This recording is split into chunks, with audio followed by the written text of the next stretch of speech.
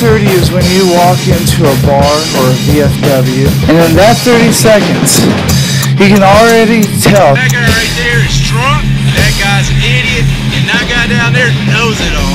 There are programs out there beyond the VA. Many non-profit organizations. The Beer 30 Show. It's the Beer 30 Show. Made by veterans. For veterans. Thank you so much for tuning in to another edition of Beer 30 with Jerem, myself, and Sniper. Unfortunately, Sniper, he couldn't make it today. He's very ill. I think that cold is going around, Jerem. Yeah, it's going around. It's that time of season. Everything's flipping up into the summer and springing forward and whatnot, and that's going to be, from what I've heard with individuals that have tons of pollen in the air, that causes sinus issues big time. Yeah, I know. My little dog is like, yeah. And so that brings us up to the episode. We won't talk about the latest walking on the flag. There's another situation, Jerem. On walking on the flag, I just saw a university post that everybody's using the U.S. flag to walk on to use as protesting. I don't understand that as a protest. Well, they're trying to get everybody's attention. So I guess if you walk on the flag, you get attention. And my thing is, hey, look, if you want to walk on a flag, walk on your state flag. Don't walk on the U.S. flag. I agree with that. So, but without further ado, talking about my little dog, we have a special guest on the show today. She's a personal friend of mine, actually. She's the one that trained Barrett, the wonder dog, the service dog that I have, that pretty much does anything and everything that I want.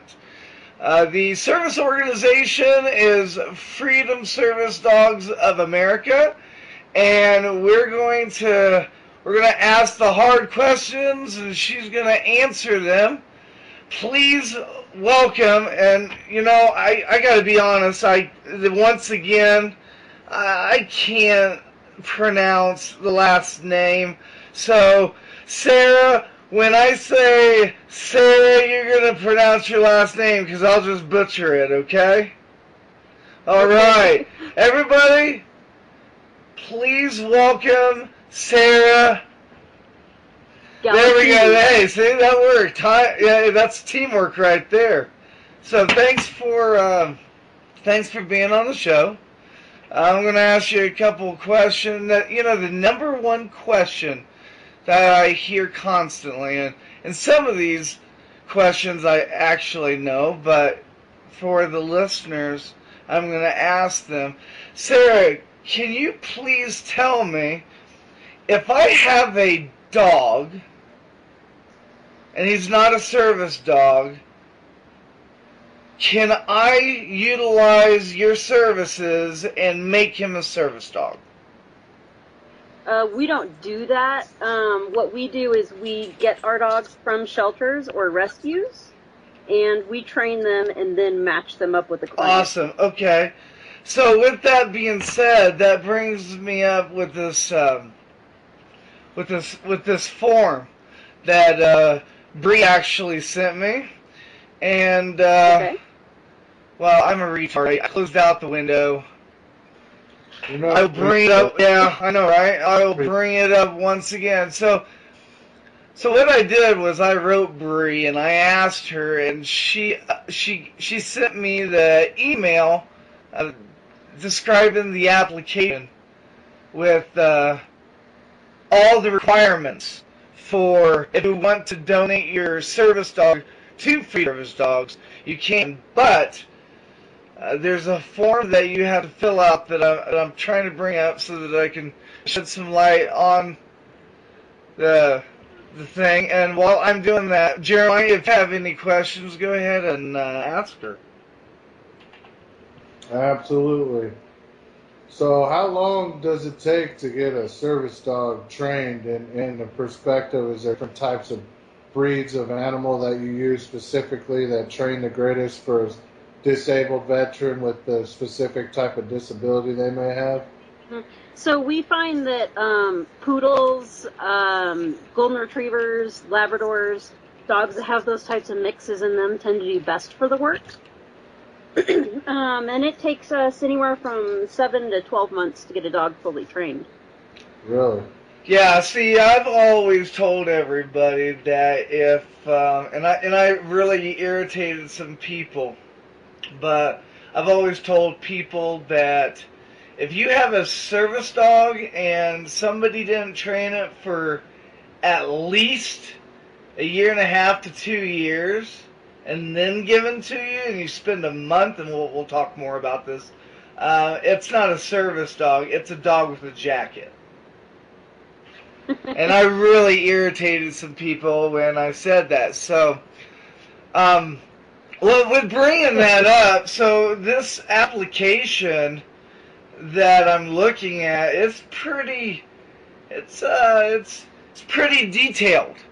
One of the requirements is that you have to understand that once you give the dog to them, it's theirs.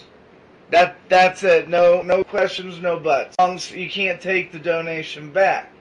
With that being said, if you have a dog in Kansas and you want to donate it to Freedom Service Dogs of America, I guess I gotta keep putting it in of America, huh?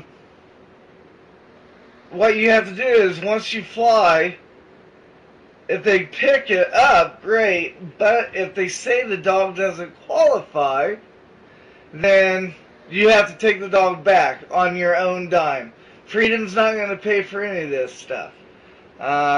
Basically, this form is used to gather information about the dog being donated. While extensive, each question is important, blah, blah, blah. So the reason why I'm bringing this up to tell some people that pretty much the dog has to be over 45 pounds. And what other requirements am I missing, Sarah? Well, if you're donating a dog, you're donating a dog for it to go to somebody else. We can't have people donating dogs and then expect that it's going to be trained for them. That's not how it works.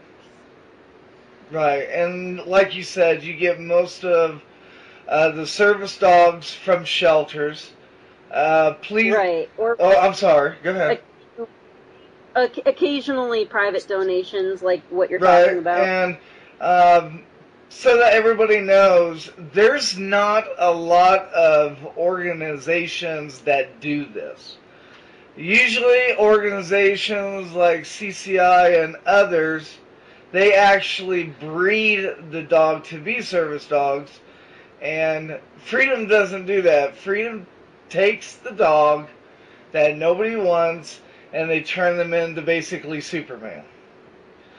So, the other question that I have, and then I'll let Jerem ask you another question. What do you guys go through for training the service dog? So you're asking about what types of training the dog Right, goes and through? how do you train how do you train them? Well, we start off by going through a rigorous test with the dogs to make sure that they are what we're looking for. So initially, and this is usually in a shelter, we're doing things like lots and lots of body handling to make sure the dog's perfectly comfortable with us handling them. We see if they spook, if they hear loud noises. We take food and toys away to make sure that they're comfortable with that. We see if they are going to be engaged playing with toys, taking treats, that kind of thing, because it makes our job a lot easier if it's a dog that's motivated and wants to Right. do those things. Once they pass the test and we take them into our program, then their training begins. And so we'll start off with just teaching the basics, sit down, stay, heel, that kind of stuff. And we start their public evaluations. So we take them to places like Target and Lowe's and the park and Walmart and, all those kinds of places to see how they do there. We want a dog that's comfortable and that enjoys doing the work. If they're doing well with that, then we just continue, taking them out to restaurants and progressively harder places. We like to go to 16th Street Mall with the dogs and make sure that they're comfortable riding the bus and, with the heavy traffic and all the people, all of that. And then they start doing more advanced commands. Once they're at about week 12 is when we match them up with their client. So it's at that point that we determine what the dog's going to be good at, what type of lifestyle the dog is going to be best suited for, and we match them according to the the lifestyle of the client and what the client's looking for. Once it's a match with their client, that's when we start doing the custom training. So that could be things like turning on the lights or block and post or clearing the house or, hitting the handicap button, all that kind of stuff, that whatever it is that the client wants. I had a question for you, Sarah. Sure. How often is there a process where you have to recertify the dogs in a certain period of time frame, or? Yeah, so once a year we look at how the dogs are doing. We run them through a public access test to make sure that they're still doing everything in public like they should. If they're having a problem, then we work with the client to be able to pass it. So it's really kind of on an individual basis. The more work the client puts into it, the less we have to do during the recertification process. Right. And also, Sarah, do you have each dog has a specific trainer that is assigned to that dog, or is it just a series of individuals? Once you have the qualifications to train a dog, whoever comes in, if necessary, that needs to recertify the dog each year, can take care of giving the proper command calls necessary to ensure that the individual that has a service dog is doing the appropriate call signs. Yeah, so each of the dogs is trained by a specific trainer.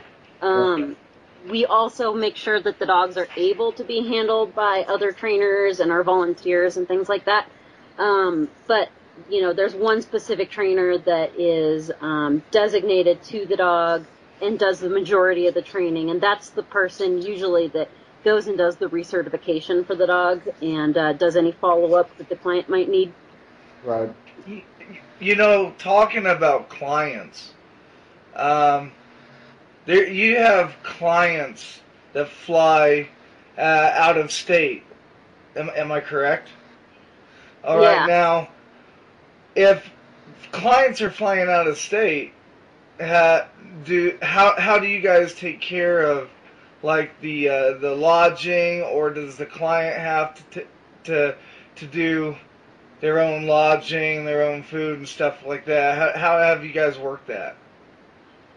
The client does have to do their own lodging. We do lunches every day that we have placement class, so the clients are taken care of as far as lunches go, but the rest of their meals and lodging and flight, all of that has to be done by them. On the plus side, we don't charge for our dogs. A lot of organizations require clients to pay thousands of dollars to get their service dog. Our service dogs go to our clients for free, so at least, there's that. Right. That sounds like a greater economical savings for the individual that needs to get a field service dog trained and taking care of themselves as the patient. Oh yeah, most definitely. And I got another question, and then I'll let you ask a question, Jeremy, because I can see it in your eyes that you have some more questions. Talking about the clients, talking about the lodging. Um, Most programs have a military side and like a civilian side. And the military's side of Freedom Service Dogs is Freedom. And along with that program is Decker's Dogs.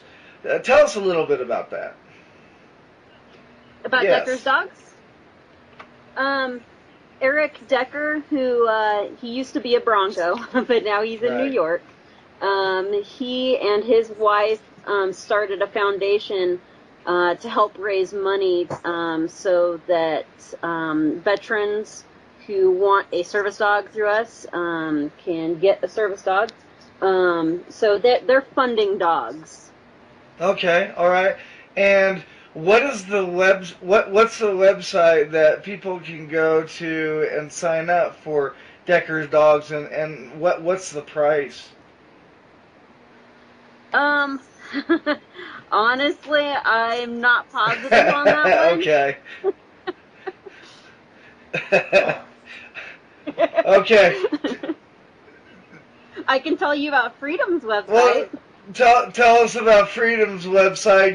Give the website so the listeners know where to go, and we'll be sure to put it on our Facebook page and our Twitter page. All right, so Freedom's website is www.freedomservicedogs.org, and it's pretty easy to navigate and find places on there that you can donate. If you are near Freedom, we have lots of volunteer opportunities as well. Tell us a little bit about the volunteer opportunities. Sure. So we have people that will take dogs home for the weekend. It's a really great opportunity. The dogs get a chance to, relax and practice their home skills that way. And the volunteers that do it really love this program because some of them, they don't have time to have a full-time dog during the week. Right. And so they get a temporary dog for the weekend that they can take out hiking and have fun with. Right, and of course you guys have a lot of volunteers take in the dogs for like Christmas and Thanksgiving and stuff like that because you don't want to leave the dogs alone, correct? Yeah, and we also have volunteers that come in and just walk dogs, or that, will sit and brush a dog, or that will help us with office work, or, there's lots of different volunteer opportunities. Awesome. Well, Jerem hasn't made it back yet. I'm right here. Okay. So you're the next question there, buddy. I got like 2 or 3 more questions, so I want to include you. Oh, I'm included all the time. Thank you for doing that for us. Basically, sir, I understand that maybe you may know, perhaps, or may not. Based upon the website, is it fully certified to assist individuals if they happen to be visually impaired and need the item to be read to them by JAWS program if they're PC users? Would you happen to know? You're asking if our dogs go to people who are visually impaired? No, I think he's asking if the website, do you have it set up to where if you're visually... You're right, Joel. If you're visually impaired, it can describe to you by vocal words the breakdown of how to sign up to request a dog for a free service dog. We actually don't do dogs that are for vision impairment. So I don't know that our that's not really... not your side of the house. That's okay. Basically, how many commands have you been able to train a one service dog? What I mean is, what's been the most distinguished dog breed that has learned the greatest amount of command calls at the shortest period of time, if you by chance may know that, Sarah? I don't know quite what the dog that knows the most is. All of our dogs know somewhere between, I'd probably say, 50 to 70 commands. So it's hard to say how many I they think what know. Jeremiah is trying to ask is what breed of the dog is the easiest to. Yeah, what breed of the dog is the easiest to train? And that's hard to say too, because it really depends on the individual dog. Really? Yeah. And sometimes the dogs that are like your really super smart dogs are not always the easiest. Really? And with these service dogs, how do you teach them to be calm? Well, one thing that we're doing is we look for dogs that are naturally pretty calm.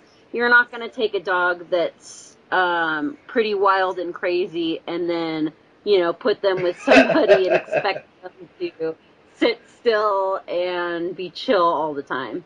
We're looking for dogs that naturally, they want to work, but they can also relax as well. Yeah, I tell you, there are days when Bear, he's excited to work, and then when he finds out where we're going, he's like, "Oh crap!" And it's funny because my wife, today today it's raining here in Colorado, so Barrett gets really excited when my wife goes out to smoke. She opens the garage and he goes and fiddles around in the front yard and stuff like that. And today, Jeremy, I kid you not, today when they went out, he was all excited, went out, looked at the rain, and he just sat down like, shit. Yeah, it was funny. It was so funny. You got the rain too, but it's coming down hardcore here. Oh, Houston, really? Man. Yeah. I played the flag football game today. It should have been canceled. I played 2 games in the rain. Hopefully I don't get a cold. Yeah. So here's the golden question. This is my last question, and then, Jerem, I'll let you close it out, whatever you want to ask, because I know you got some more. The golden question is, tell us about the ADA law. Tell us about the grade point, because I have an individual, I have a friend, she wrote me and she's like, Joel, this dog is a certified rescue and search dog. Here's his tag. Where do I get it? Where do I get it recertified? And I told them, Sarah, that any replicable, I can't even say that. Jeremiah knows how to say the big words. Replicable? Yes, any replicable service organization, they will put their insignia on the vest, and they will put this insignia on the tag. Because when you have a service dog, the dog has a tag, and then you have a handler's card. So that if, like, police or whatever come up and they say, hey, is this dog yours? And you don't have the handler's card, you can get in trouble. Well, the law doesn't actually require you to have that. Elaborate. I'm setting you up. I kind of know this already, Sarah, but I'm setting it up so that you can tell our listeners. Okay. Well, so you were talking about your friend having a search and rescue dog. A search and rescue dog is not the same as a service dog. So a service dog is a dog that is helping to mitigate a disability. So, it could be, like we were talking about, dogs for PTSD, dogs that maybe help with a physical disability. Maybe they help somebody walk, or they pick stuff up for somebody in a wheelchair. Maybe they help somebody who's blind or deaf, or has an allergy. There are dogs that will sniff out peanuts, that kind of thing. So there's all sorts of different types of service dogs, but search and rescue does not fall under Okay, that. and and to elaborate, I know of 4 different service dogs, and correct me if I'm wrong. You got the service dog. You have like the search and rescue, which it's not the same.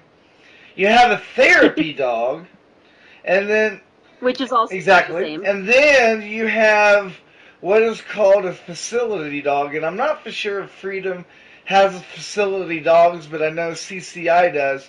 But Freedom, We have. oh, you do have yeah. them, okay. And Freedom is the one of the only organizations that I know that,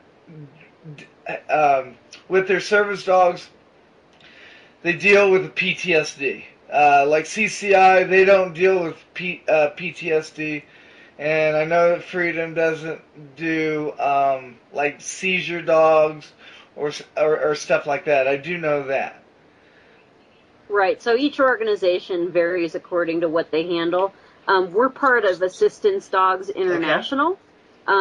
Assistance Dogs International has a website that you can go to that shows the different organizations that are part of it and what types of disabilities they help with and where they're located and that kind of thing.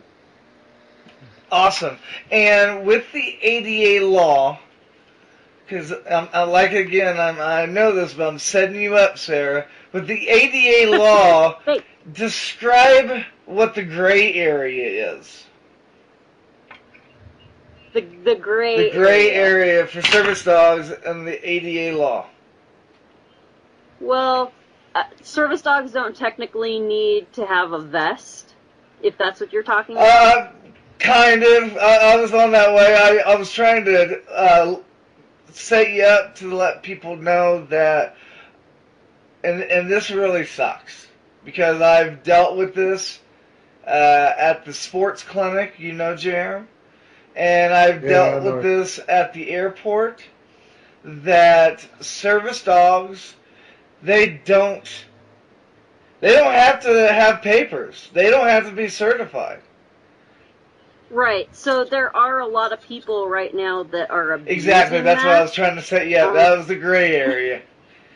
Yeah, there's an that's a good gray area. problem with people, passing their dogs off as service dogs that aren't actually service dogs. Right. But it hurts those people that have real service dogs and need to be able to take their dog out in public. And right. That's a big issue that I've seen, Sarah, down here in Houston. And I'll tell you what, it is pretty disrespectful that other fellow vets are doing that, but nobody is really telling them to, if they can't control their dog, then they need to leave. But I don't understand how there's really no stipulations that are being set forth for individuals who have trained, certified dogs.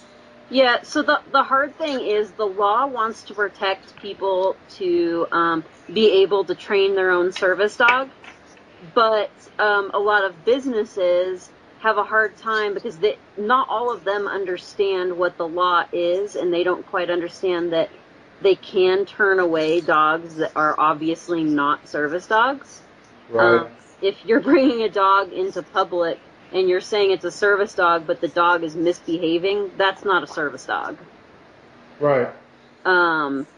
So it's hard. I think things are going to be changing pretty soon because of trouble. But at this point, it's still very difficult. Right. So there's no papers that are required, and correct me if I'm wrong with the service dog. A business can't ask what your disability is, and they can't ask for papers. They can ask what the dog does for you, and they can ask for it to perform what he does for you. So that's actually not correct. A business can ask you, is that a service dog, and what tasks does your dog perform for you? they can't actually make you demonstrate the Okay. tasks. Oh. But, you know, at the same time, like I said, if your dog is misbehaving, it doesn't matter if it's a service dog or not. Dogs can't be, you know, jumping on people and barking and, you know, things Right. like that. They have to be well behaved in public. Right, yeah, it sucks because Barrett was attacked 3 times when we was in Snowmass, and there's nothing that I can do. I was very irritated, and then that guy came in a wheelchair with a little chihuahua in a service vest. You know, is there any regulation in ADA law saying that a dog has to be a certain weight to be a service dog? Nope. Wow. Yeah, that is a gray area, and hopefully that does change. So if somebody has a search and rescue dog or a service dog, technically by ADA law right now, they can just go on the internet and make a tag and make like a false identification number, and they can pass it because you can't really certify a dog with papers, right? Yeah, we're hoping that, you know, someday there's like a real certification out there so that, you know, people still can train their own service dogs, but they have to be able to pass a test. Right. That would be nice. But at this point, there's still not something like that. So how often, Sarah, does Freedom Service Dogs, as well as perhaps other organizations that you perhaps have heard have issues with the type of descriptions we're describing to you now? How often are we running into fake service dogs? Right. Quite frequently. And, you know, when we're not running into them, we're hearing stories about them as well. Right. So sometimes I'll have businesses ask me, too, what their rights are. And part of my job is to educate everybody, you know, including businesses, what their rights are, because they have rights, too. Absolutely. Well, do you have any more questions? We actually are running out of time, but this has been great. I think it's been very informative. Look, I'm doing the Jeremiah. I'm using big words. Hey, that works out well. I'm proud of you, son. Jeremiah's Air Force, so you know they have to use the big words to feel important. It's not a matter of importance. We only accomplish what we can task ourselves to do with those large dictionary words. And I don't understand what I'm just describing. That makes no sense. That's all right. He has TBI. Hey, Sarah, what is there? Is it like the Denver Broncos? Is there a waiting list like on the season tickets? Is there a waiting list to get a service dog right now? Yeah, so we have a waiting list, and if you're interested in applying for a service dog, the way to do that is through our website. Again, it's www.freedomservicedogs.org. You can apply for a dog right on there. We also have dogs that are up for adoption that didn't make it through the program that are excellent pets, and so people can apply to adopt dogs as well. That's a fantastic Yeah, opportunity. it is. That is. It really is, because, you know, when you get a dog out of the shelter or a dog somewhere, it's, especially when they're already grown, it is a pain in the butt to potty train them. And you can go to Freedom Service Dogs, and correct me if I'm wrong, I think maybe it's like a $400 or a $500 donation, and you get a service dog or not a service dog. You get a dog, well, that can pee on his own outside. That he's pretty potty trained.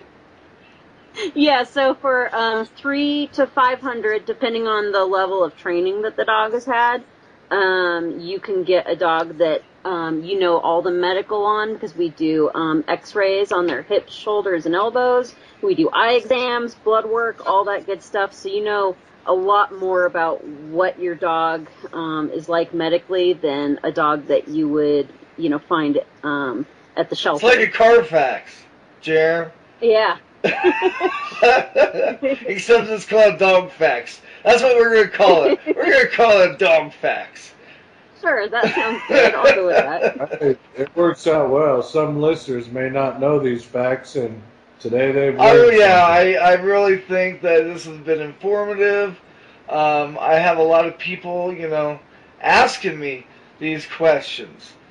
And Absolutely. Sarah is a very good trainer. Very good. Well, thank you. And we appreciate you coming on the show. And hopefully I'll see you soon.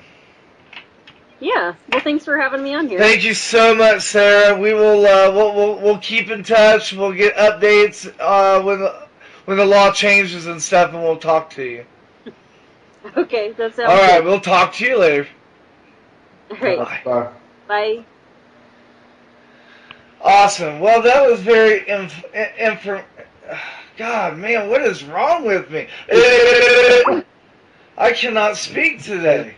Not even using $1.50 words. But yeah, that was informative. That really was. I think it was very Yeah. informative. And I think it answered a lot of questions that my friends ask.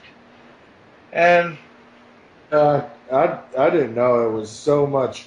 She's probably having a tough time dealing with individuals coming in and describing like what you described as well. If there's no law set forth, that's pretty ridiculous. There needs to be something taken care of. You know what I'm saying? right. And by that I mean if stipulations aren't done by ADA to say, well, I understand the stipulations you've been describing, but someone has to be held accountable, and if nobody's held accountable, I have seen 2 dog attacks at Houston. You know that, man? Yeah, I've been hearing it, man. I've been hearing it. And unfortunately, you're staying in Houston as well. You're not coming to Colorado. Yeah, I know, man. But I know. well, we're about out of time. And Did we sign out already yet? no, we haven't signed out yet. Oh, We haven't. We're getting You ready know to what? sign out. let's do All it. right. Well, once again, everybody, thanks for listening to Beer 30 with, today with Jeremy and Joel. This stuff will be on our Facebook page and our Twitter. On Twitter, it is at Beer 30 Podcast. Tweet to us. Follow us. And we have gobs of interviews coming on every other Sunday. And once again, this show is... we're just trying to be informative and, we're trying to keep a light mood, a little comedy there. But anyways, like I said, we're running out of time, and we will see you guys next week. Jerem, what did you learn today? Today I learned that there's sufficient opportunity for individuals to get the necessary dogs they need that are trained with great support that Freedom Service dogs have. The individual that needs a dog can get a dog that can assist them for perhaps medical conditions or any type of other conditions. And the best thing to do is just go to the website, as has been described several times. Go to that website that's on our show and find out more about what you want with a Freedom Service dog to do for you. Awesome. Well, everybody, once again, we will see you guys next week. Jerem, Everybody have a fantastic week, and we'll speak with you on another topic the next Oh yeah, time. for sure. And we give our prayers and our hopes that Todd